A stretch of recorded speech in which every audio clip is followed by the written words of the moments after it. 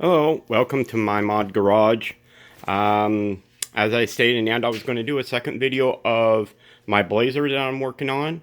I haven't did much now on the Jimmy right now and yet because of the holidays and New Year's and stuff. So anyway, I'll do a rundown of what's going on. So the Blazer. First, I'm going to show you what stuff in that I've gotten that needs to be replaced.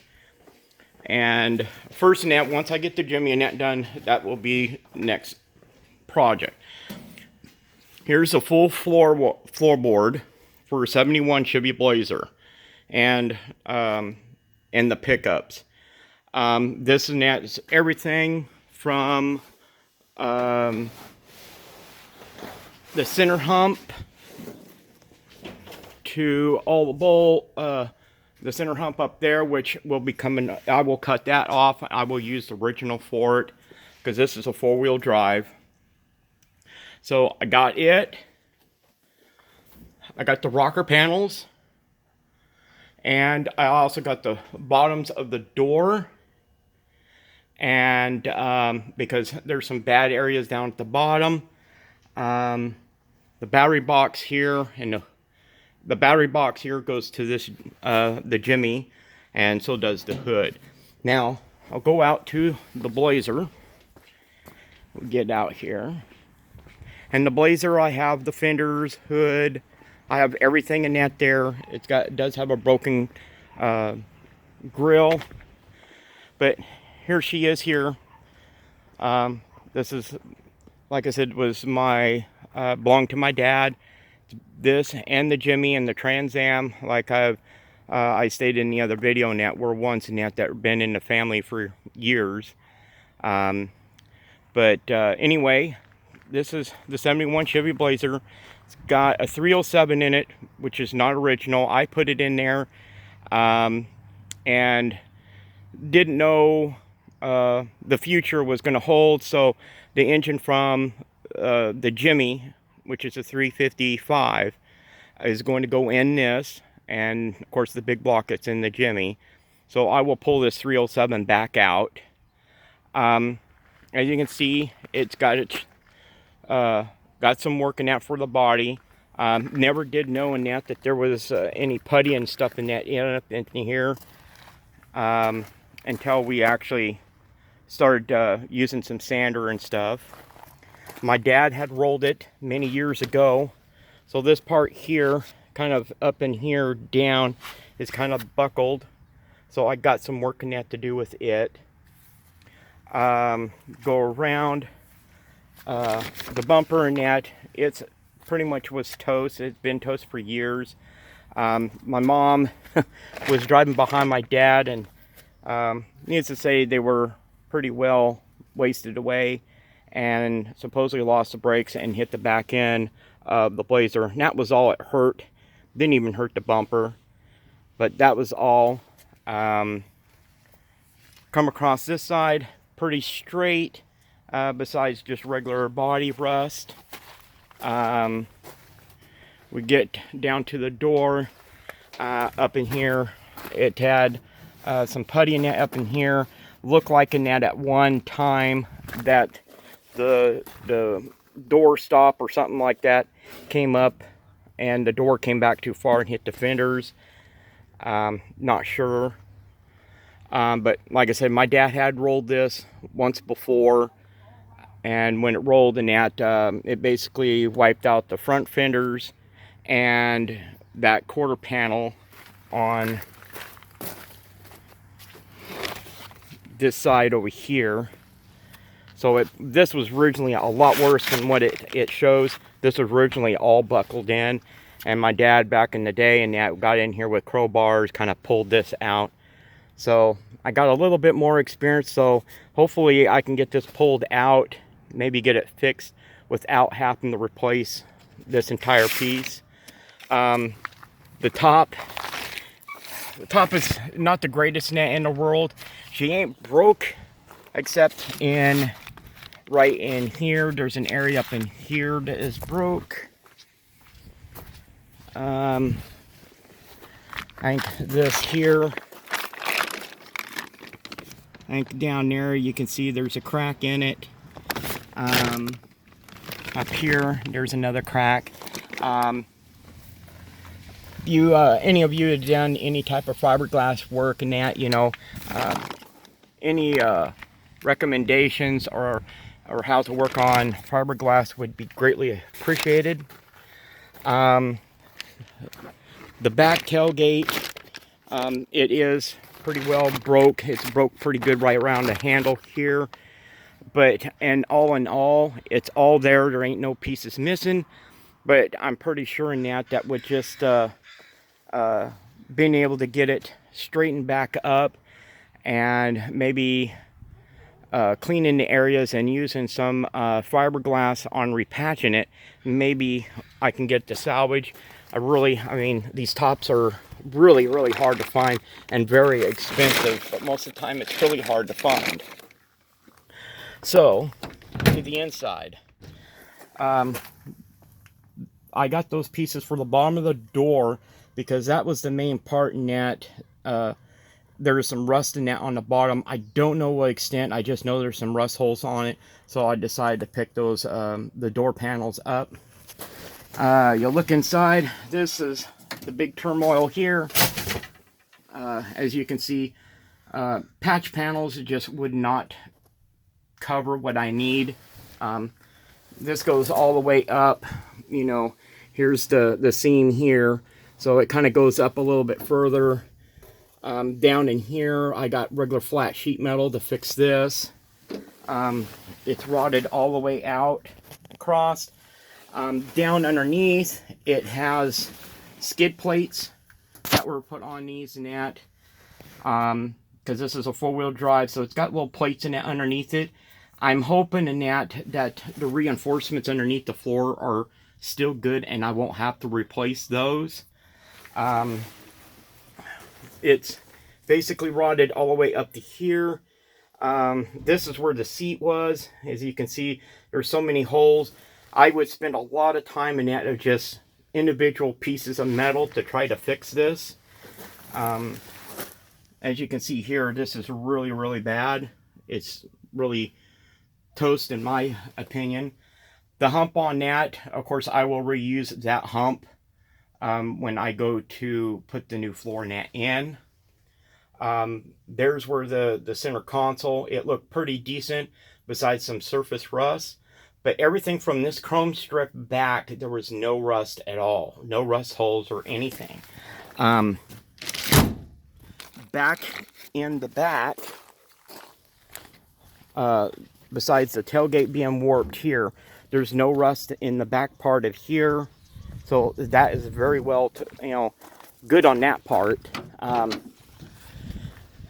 Once again, the door here, pretty well bad. It's worse than that when you feel underneath. But that's the reason why I got those other rocker panels, or floor panels. Everything from that seam this way is pretty much toast. You can see up in there where it's rotted out. So the bottom kick panel here is going to have to be replaced, but regular flat sheet metal will take care of that. The floorboard part here, not really too bad, but there's some huge pits.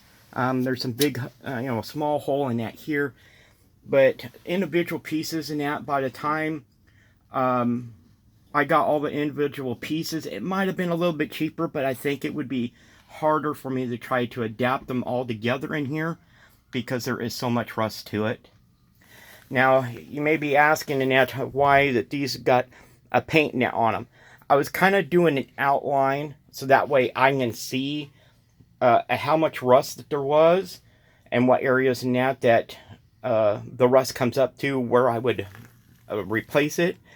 Now, on the 71 Chevy Blazers, the seat here comes down and it's got a handle and it goes into a little goodie about right in here and with a pin, so that way you flip the lever and the whole seat goes forward, so that way you can get into the back. Well, needless to say, believe it or not, this part came out good, but here where the little pads in that are, on the Blazers, they got this little pad here, and so as it pivots, this pad comes down and actually sets on top of here. Now this one here has got some dent in here. It is starting to come apart here, rotted through here from the pad. So there is a lot of rust. There's a lot of pit marks. I mean, there's there's more holes and stuff here. There's a lot more holes in that. If I had a light underneath, you could really, really see it. But when it comes to trying to spend the money and spend it wisely, it's better than that for me, and a lot less strain and effort of buying a whole entire piece and replacing this entire floorboard in one whack, instead of trying to piece bits and pieces together. Some parts are going to be good and some parts are going to be bad, and then if you get in areas and that are trying to weld where the pits and that go up so far and you're trying to weld it and it just tries to blow through, I think it's a lot more efficient to just replace the whole floor. Now, like I said, in that, everything from this chrome strip back is in good shape. There's a rubber mat here. My dad put rubber mats in this. Like I said, in that, these Blazers, the worst part is up here, because on these, they don't have, like on the Jimmy here, the Jimmy in that has a piece like a regular truck. It comes across here and then down and your window comes up. But on the Blazers, this particular year, and I think pretty much mostly all of them, they were set up in that where the window come up to this rubber strip that goes all the way across. And the worst part in that is with when you're trying to close this door and you got to get it to seal across here, it just it didn't seal good enough. And I think the biggest thing in that for this not to seal was, my dad never replaced it, just kept running it. There's some redness in that from silicone. The poor thing has been to hell and back. But, a lot of these, once they're replaced, you get this, because they got an entire kit that has these pieces here all the way across. There's a seal that goes clear across from here all the way across. Of course, with these and that, to get them off, you have to pull the bolt there out. Most of the time, I always took all three. But you take those brackets out, and sometimes we had to take this out because it would get in the road to trying to get this out of the way. So a lot of times we would take this other bolt here out. So as you can see in that, there is a lot of bodywork in the inside, and that, as you can see, it looks pretty well decent. You'll look over there in the far corner. Right out over there, you can see where the other crack in that is. I can't see, but yeah, there was another one in that way right over there. You can see where the big old crack in that is, and then another one right up there. So yes, this is going to be a chore. It's a lot easier for me to get the pickup, get it up and going, because there's a lot less work that have to be done to get it roadworthy compared to this. The transfer case, everything in it is all good. The only problem in that with it was the transmission took a dump. I personally rebuilt it, the transmission. So once we get the engine and stuff in it, it's going to be a whole new ballpark, because we'll see in that whether I did it right or not. If it works, great. If it doesn't, then I know I'm going to have to spend for a tranny. But needless to say, I rebuilt the tranny, got it in there, all new seals and that on, the adapter that goes in between the transfer case and the transmission. So that has all been done and set up and ready to go. So once I get the pickup done, this will be going in there, and then getting the engine out of it, and then start getting this floor cut out. Like I said in that on these here, you can see in there's a rock in there. But this Pearl Blazer net, my dad got it way back in '75, and it's been in the family for years. And as you can see, it's got its share of abuse, and so I'm trying to fix it and bring it back to life and back where it be dependable again. Like I said, my only other thing in that I'm concerned with is the reinforcement plates that are underneath, and hope that they're not rotted out. I have seen a lot of videos of these trucks that when they're rotted out, they rot those reinforcements completely out. But as you can see, this in here kind of in a way rotted the most weirdest way. Here in that, you look where the heater area in that is, and there's no rot, no nothing in that on these, where most of the time I've seen a lot of these where these are really rotted out. Even the bottoms in that are fairly decent all the way across, is really in good shape, not rotted out. Sometimes you would get the firewall where it's rotted on one side or rotted all the way through. Now, I did notice this part here, and I believe that this and that was probably back when my dad rolled it, because they put a new window in it. They did say that they straightened this pillar up, so it could have been that when they straightened it, it could have popped this loose. I don't know, but a lot of this will be replaced. I will reseal all of it. But, you know, like I said, everything is all in pretty good shape. No rust, no rot. I mean, a lot of the pickups I see, these here really rotted completely out. And believe it or not, none of those are. So I'm hoping everything stays contained to just the rear end. The springs on it, everything on the springs and everything are all original, has never been replaced. I remember as a kid and that growing up that my dad and that had one of these shocks break, and throughout I can remember as a kid, none of these shocks have ever been replaced. As you can see, it don't look like they've ever been replaced. I did replace the bushings up in the front of the springs, but they I know that the springs need to be redone on it, re-arched. I may be going with ones and that there were a little bit, maybe inch, maybe a 2-inch lift, I don't know, because these Blazers are really well known of sagging in the ass. You really look at her, you know, she's kind of sitting, you know, of course, the flat tire, but she always sat really low in the ass. And my dad would tow trailer and that, you know, so, you know, it's had its share of abuse in that, but the springs are down the road, but it would be something in that I'd like to replace. Exhaust has been on here way back I can remember. I don't recall my dad ever replacing them, and believe it or not, there ain't no holes in that in it. So it's got cherry bombs underneath. So more than likely when this goes together, it will go together with the original ram horns for it, because for a lot of the stuff and that to fit together, I'm trying to keep it as close to original as possible as far as engine wise, so you know that I don't have to do too much modifying in that. But if I go with headers, you know, that's not a problem. Getting headers and that to fit for this and that should not be an issue. So now you see what I got in store.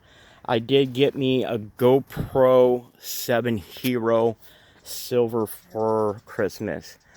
That's going to make my videos a lot better, be able to do a lot more things better. I'm still got to get a computer so that way I can do things. Right now everything is through my my Note, so everything I'm posting, everything is, believe it or not, is just done by a regular phone. And but I'm not too familiar on the GoPro stuff, So I'm really learning a lot of videos and trying to get the hang of how those work. So that's on the Blazer. This is what I will be continuing to work on, is the 68 GMC. Originally had a 307 3-speed column. Pretty sure that the 3-speed has been replaced, manual I mean, a couple of times. I did put a new clutch, pressure plate, throwout bearing. All that stuff is ready to go. Right now I got the headers in that ordered for it, so I'm waiting for those to get here and hoping that I don't have too much modifying to get those to fit in here. Then I'll be getting these headers here out. And the only part in that of the headers that I'm concerned with is that linkage down there for the clutch. So we will see if I got to do a bunch of modifying or not. So that's about it. Please like, subscribe, comment. Anybody in that knows anything about fiberglass, shoot me any info that you possibly can. We got to keep these old rigs like this now on the road because they're getting really hard and to find. And believe me, this is it's been a long time coming. This truck has been well used and abused for my dad, and the Blazer has too. And it's been sitting for, I'd say the Blazer's been sitting for, I'd say at least 6-7 years. Haven't been on the road for probably about 10. So she's been sitting for a long time.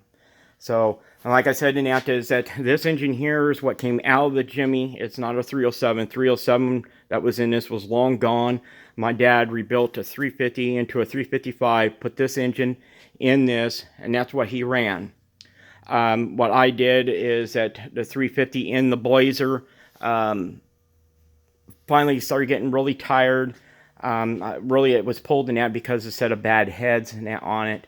So I pulled it, put a 307 in it. I never got it finished. Had, that particular time and that didn't know where we were living and stuff. And we were trying to make plans and had to move into the coast. So a lot of projects didn't get done. So needless to say, with the engine from it, I got in the previous video, shows that me having the original 350 that came out of the Blazer. 307 that originally came in this Jimmy is gone. So the 355 was pulled because I'm going to go through, find a set of heads for this, a better set of heads, because this engine has been rebuilt. There ain't that much miles on it, even though it looks like it has. Be amazed at what oil leaks will make an engine look like. But get a set of heads in that for it, and then it will go in the Blazer. This engine here came out of a 77, 78 Chevy crew cab. To find out, and I thought the engine was all stock. No, it was bored 20 thousandths over. It had high performance wrote on the block, so it didn't come in that truck, which I know. So it has had some work in that done to it prior to me getting it. All I have done is put new rod and main bearings in it, new rings. I put a new cam, a little bit beefier cam, but just enough in that. At that particular time, I had an automatic transmission, so it was the biggest cam that I can possibly get for an automatic transmission without having to have a stall converter. So that is where we're at as far as that, as far as working on this truck. Waiting on the headers, but I'm going to try to get the radiator and stuff in. Get the starter in, get the drive shaft back up in, double check and make sure that the center carrier bearing is in good enough shape and it doesn't look like it's wore out. Anybody that knows anything about these trucks and that the long beds in that had a center carrier, which means it's got a half shaft that comes from the transmission up to basically a big giant bearing underneath, and then from that bearing it pivots off, and then you have like a second drive shaft that goes down to your rear end. So anytime you're out there driving along in that and you start getting a vibration in that, sometimes, and not necessarily that it's a tire, you could, besides a tire or maybe a drive shaft, a lot of times that center carrier net, once it gets bad, it can make some real bad vibrations throughout the entire truck. So anyway, I got some cleaning to do. My shop's pretty dirty, messed up. I got some new LED lights over here that I'm going to put in.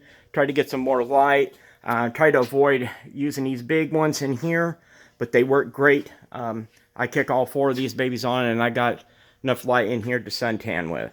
So anyway, like, subscribe, comment, let your friends know.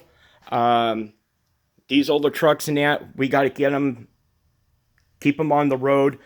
They're well worth the money. Believe me, they're well worth the money to put into them.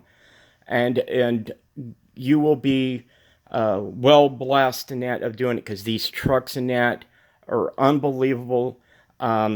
They last for so long in that, and if I could be able to videotape of what this truck and the Blazer and that has gone through, you know, in the past 30, 40 some odd years, believe me, your newer rigs wouldn't last that long. These things and that have really gone through the hell and back, and they're well worth the money to fix up. We got to save these trucks and that from their scrap yards. You know, if not, at least, you know, salvage them and resell the parts and that for people and that, anything and that, to try to save them. Because if we don't, nobody else will. So anyway, once again, like, subscribe, comment, anything and that on fiberglass. Give me a heads up on it. Any type of projects and that, let me know. I like to see what you got, what you're doing. Anyway, thank you. This is My Mod Garage signing off. See you next time. Thank you.